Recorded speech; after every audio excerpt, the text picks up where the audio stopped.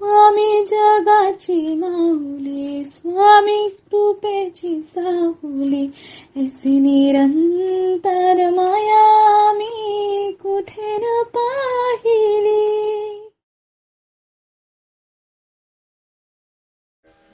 श्री स्वामी समर्थ. सर्व मित्रमैत्रिणींचे आपल्या श्री दत्त अनुभूती परिवारामध्ये सहर्ष स्वागत आहे. श्री स्वामींची कृपा तुमच्यावर निरंतर राहू दे. आज मी तुम्हाला स्वामी भक्त श्री गोपाळबुवा केळकर लिखित बखर क्रमांक 22 सांगणार आहे. पण त्यापूर्वी तुम्हाला एक विनंती करते की आपल्या श्री दत्त अनुभूती या चॅनलला सबस्क्राईब जरूर करा. शेअर, लाईक, कमेंट्स करायला विसरू नका. आणि तुमच्याकडेही दैवी अनुभव असतील तर ते आपल्या 9137411207 या नंबरवर व्हॉट्सअप करा. आपण ते हजारो भक्तांपर्यंत पोहोचूया, भक्तीचा प्रसार करूया आणि आनंद पसरूया. श्री स्वामी समर्थ. बखर क्रमांक 22. गवे स्वामीस दर्शन. श्री स्वामी समर्थ मंगलवेढ्यावरून निघाले ते पंढरपूरला गेले. मग मोहोळास आले.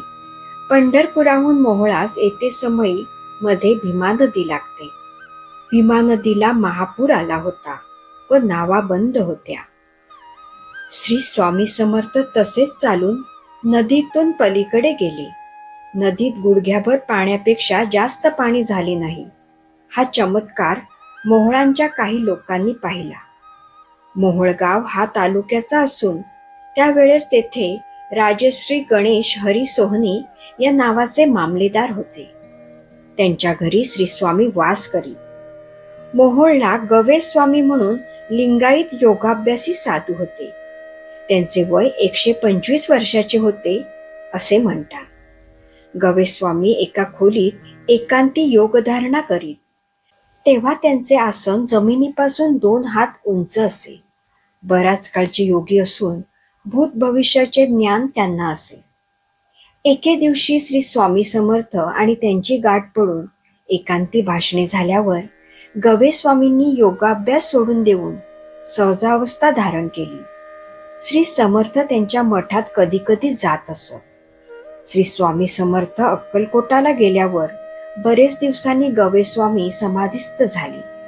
मोहोळाला श्री स्वामी समर्थ असताना एक कोष्टी जातीचा गृहस्थ आपणास ब्रह्म दाखवा, ब्रह्म दाखवा असे म्हणून श्रींच्या पाठीस लागला. काही केल्याने तो आपला नाद सोडीना.